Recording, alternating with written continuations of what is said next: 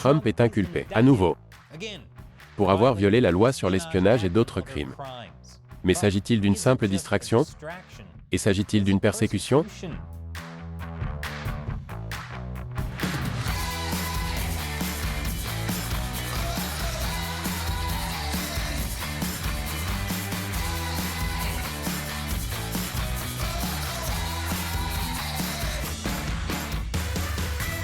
Bienvenue à l'émission Amérique dévoilée, je suis Chris Chappell. Le paysage médiatique est en feu avec la couverture de l'inculpation de l'ancien président des États-Unis Donald Trump dans une enquête sur des documents classifiés. Il s'agit de sa deuxième inculpation qui intervient un peu plus de 2 mois après la première.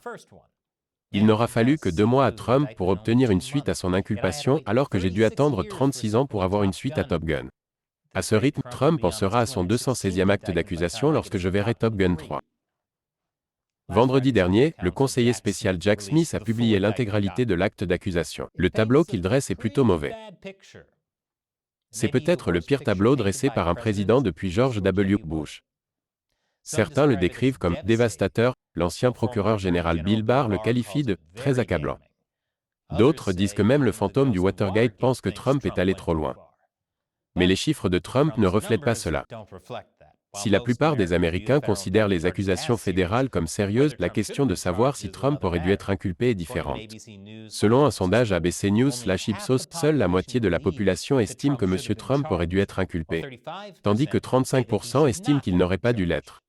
Près de la moitié des personnes interrogées pensent également que les accusations sont motivées par des considérations politiques. Je commence à penser que lorsque Trump a dit qu'il pourrait tirer sur quelqu'un sur la 5e avenue sans perdre d'électeurs, c'est peut-être la seule fois où il a dit 100% de la vérité. L'opinion des républicains à l'égard de Trump n'a pas changé, même après l'inculpation. Ils sont bien plus préoccupés par le fait que son inculpation soit motivée par des considérations politiques que par le fait que son comportement présumé constitue un risque pour la sécurité nationale. Bien entendu, la personne la plus indifférente à l'inculpation est Donald Trump.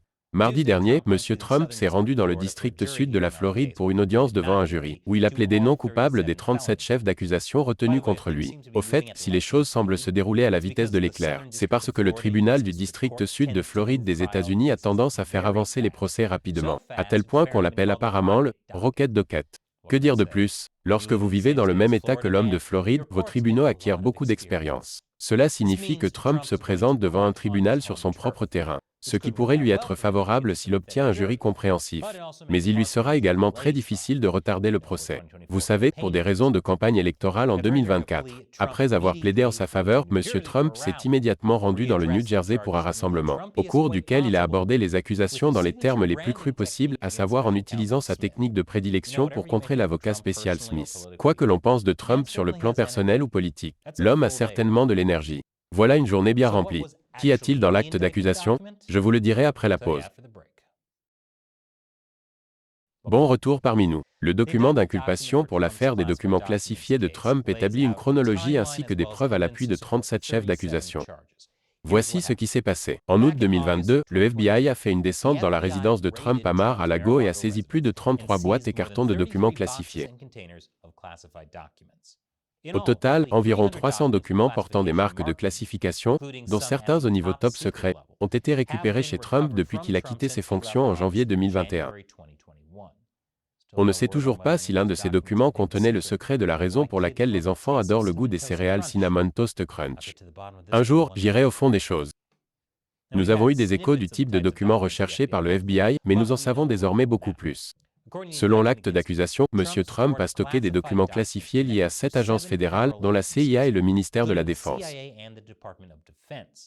Ces documents contenaient les capacités de défense et d'armement des États-Unis et des pays étrangers, les programmes nucléaires des États-Unis, les vulnérabilités potentielles des États-Unis et de leurs alliés à une attaque militaire, et les plans de représailles possibles en réponse à une attaque étrangère. Selon les médias, le plan de représailles possible concernait l'Iran. Vous savez, la lecture récréative. Qui n'aime pas se détendre après une longue journée en se faisant lire par un assistant une histoire à dormir debout sur une nouvelle guerre au Moyen-Orient? Je me détends rien que d'y penser. Selon l'acte d'accusation, les documents ont été maintes fois déplacés et se sont retrouvés dans un grand nombre d'endroits. Certains se trouvaient dans une salle de stockage, la scène de la salle de bal White and Gold de Mar-a-Lago où des milliers de personnes se sont réunies. Même une salle de bain et une douche dans la Lake Room de Mar-a-Lago. Découvrir que Trump aime lire lorsqu'il est aux toilettes est la chose la plus compréhensible à son sujet. Du moins jusqu'à ce que l'on se souvienne que ces toilettes sont en or massif. Mais imaginez que vous perdiez ces documents à cause d'une rupture de canalisation, surtout s'ils se répandent à l'air libre. Ce n'est vraiment pas ainsi qu'il faut conserver les documents classifiés. Mais ce n'est pas tout. Selon l'acte d'accusation, M. Trump a même montré des documents classifiés à des personnes n'ayant pas d'habilitation de sécurité à au moins 2 reprises en 2021. La première fois, c'était en juillet au Trump National Golf Club de Bedminster, dans le New Jersey, lors d'une réunion enregistrée avec un écrivain, un éditeur et 2 membres de son personnel. Trump s'est peut-être tiré une balle dans le pied, d'autant plus qu'il a consenti à être enregistré. Si seulement il s'était tiré une balle dans le pied sur la 5e avenue, il s'en serait peut-être tiré. Trump a montré et décrit un plan d'attaque contre l'Iran et a admis qu'il aurait pu le déclassifier mais qu'il ne l'a pas fait.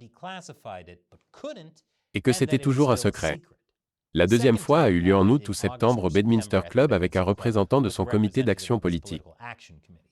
M. Trump a montré une carte classifiée relative à une opération militaire dans un autre pays et a dit aux représentants qu'il n'aurait pas dû la montrer. M. Trump est également dans la tourmente pour des allégations de rétention délibérée d'informations classifiées et d'obstruction. Il a plus de 70 ans, il y a des obstacles. L'acte d'accusation affirme, sur la base de messages téléphoniques et textos, que M. Trump a ordonné à son assistante de déplacer des boîtes de documents classifiés afin de les dissimuler à son propre avocat, au FBI et au grand jury. Parce qu'il devait savoir comment l'histoire se terminait. Que se passe-t-il ensuite dans l'affaire des représailles contre l'Iran? Malgré les vidéos de surveillance montrant l'assistant en train de déplacer des boîtes de documents classifiés avec un autre employé sur ordre de Trump, l'acte d'accusation allègue qu'il a fait des déclarations fausses et trompeuses lors d'un entretien avec le FBI en mai 2022, en déclarant par exemple qu'il n'était pas au courant que les boîtes de Trump avaient été apportées à sa résidence ou qu'il ne savait pas comment elles y étaient arrivées. Le fait que ce soit lui qui ait pris la photo de documents classifiés répandus sur le sol et l'ait envoyé par SMS à un autre employé de Trump n'a pas aidé. Trump lui-même aurait fait des déclarations qui donnent l'impression qu'il a délibérément induit les gens en erreur et suggéré de cacher ou de détruire des documents. Gardez à l'esprit que tout ceci n'est que le témoignage de l'avocat de M. Trump, mais c'est justement la personne dont le travail consiste à défendre M. Trump. Cet avocat a même affirmé que M. Trump avait fait l'éloge de l'avocat responsable de la suppression des courriels d'Hillary Clinton, alors qu'il l'avait publiquement critiqué pour avoir mal manipulé des documents classifiés. Ce qui est assez logique, M. Trump peut penser qu'Hillary Clinton a mal géré des documents classifiés. Mais cela ne signifie pas que l'avocat de Mme Clinton n'a pas bien fait son travail. Lorsque M. Trump et son avocat ont discuté de ce qu'il fallait faire avec un dossier contenant des documents portant des marques de classification et de ce qu'il fallait faire si quelque chose de mauvais s'y trouvait, M. Trump aurait fait au passage un geste de la pince. Bien que pour être juste, Trump fasse toujours ce geste de la pince. Je commence à penser qu'il a collé son pouce à son index il y a des années et qu'il est trop fier pour l'admettre. En ce qui concerne ce dossier, le déplacement des boîtes de la salle de stockage a amené un autre avocat à conclure à tort que tous les documents avaient été fournis et à certifier aux enquêteurs que les exigences de l'assignation à comparaître avaient été pleinement satisfaites. M. Trump doit désormais répondre de 37 chefs d'accusation pour 7 chefs d'accusation différents, tandis que son assistant doit répondre de 6 chefs d'accusation. Au total, M. Trump risque 400 ans d'emprisonnement maximum. Bien qu'il soit rare que les peines atteignent un tel niveau. Comme on pouvait s'y attendre, Donald Trump s'en est pris à Jack Smith, le qualifiant de détracteur de Trump, de lâche et de voyou. Il a fait cela sur Truth Social, probablement aussi en étant sur ses toilettes en or massif. Trump a même suggéré que l'inculpation était une distraction par rapport au scandale de corruption de Biden qui a éclaté le même jour. Les partisans de Trump reprennent également cette affirmation, mais y a-t-il quelque chose à dire? Plus d'informations après la pause.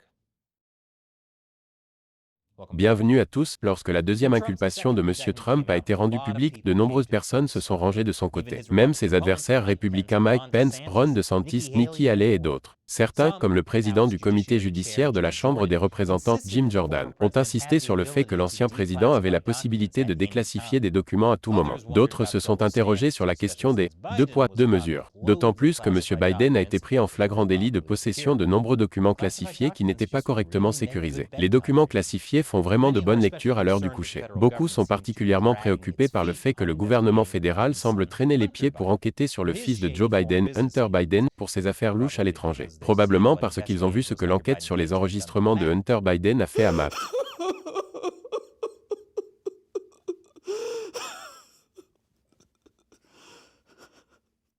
Certains conservateurs vont jusqu'à dire que l'inculpation de Trump est une couverture pour la famille Biden. En effet, l'acte d'accusation de M. Trump a été divulgué le jour même où l'on a appris que le vice-président de l'époque, Joe Biden, aurait accepté un pot de vin de 5 millions de dollars de la part de la société gazière ukrainienne Burisma Holdings, où son fils Hunter Biden était membre du conseil d'administration. Certains républicains pensent que Joe Biden a fait pression sur l'Ukraine pour qu'elle renvoie le procureur Viktor Shokin, qui enquêtait sur Burisma Holdings et aurait poussé les États-Unis à soutenir l'industrie ukrainienne du gaz naturel quelques jours après que Hunter a rejoint Burisma en 2014. La semaine dernière, les sénateurs ont pu consulter un formulaire FD 1023 du FBI relatif à ces allégations après que le président de la commission de surveillance de la Chambre des représentants, James Comer, ait cité le FBI à comparaître le mois dernier. Nous ne savons pas si ce document a également été stocké dans une salle de bain. La bureaucratie est encore plus dégoûtante que je ne le pensais. Le formulaire FD 1023 cité à comparaître a finalement été remis à la commission de surveillance de la Chambre des représentants jeudi dernier. Certains pensent que le moment de l'inculpation de Trump correspondait trop bien à la publication du formulaire par le FBI. Cela a été confirmé par le sénateur Chuck Grassley qui a publié de nouvelles informations tirées du formulaire du FBI. Selon lui, le cadre ukrainien impliqué dans le pot de vin présumé a conservé 17 enregistrements audio de ses conversations avec Joe et Hunter Biden en guise de police d'assurance.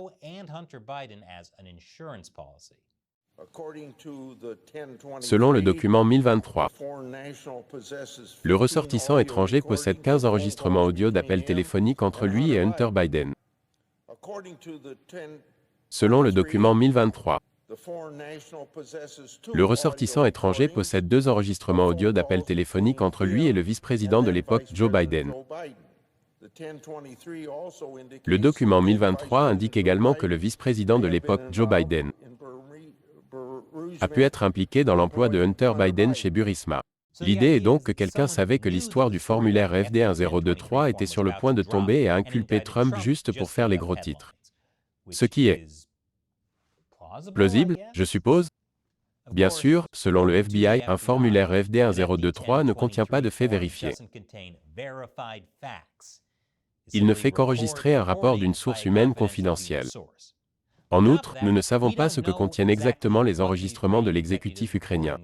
Et il est donc difficile de dire avec certitude s'ils prouvent que les Biden ont explicitement accepté des pots de vin ou commis un délit.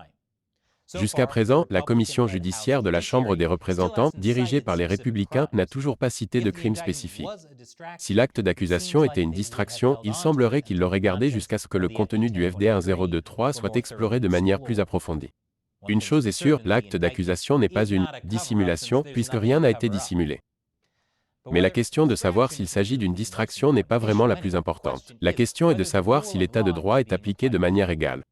De nombreuses personnes importantes auraient mal manipulé, mal utilisé ou mal placé des informations ou des documents classifiés, y compris le président Joe Biden et Hillary Clinton. Chaque cas est différent, bien sûr. Mais certains de ces cas remontent à plusieurs décennies et n'ont jamais fait l'objet d'une enquête sérieuse. Nous devrons attendre pour voir comment tout cela va se dérouler. N'oubliez pas que Trump est innocent jusqu'à preuve du contraire. Et jusqu'à présent, cela ne fait qu'améliorer ses chiffres. Une seule chose est sûre. Trump sera probablement inculpé pour la 3e fois avant que je puisse voir Top Gun 3. Que pensez-vous de l'inculpation de Trump? Laissez vos commentaires ci-dessous. Et n'oubliez pas que nous dépendons principalement du soutien direct de téléspectateurs comme vous. Si vous voulez nous aider à diffuser des informations non partisanes, il suffit d'$1 par épisode sur notre site de financement participatif Patreon. Visitez patreon.com/americauncovered pour en savoir plus. Cliquez sur le lien ci-dessous. Encore une fois, je suis Chris Chappell, merci d'avoir regardé Amérique dévoilée.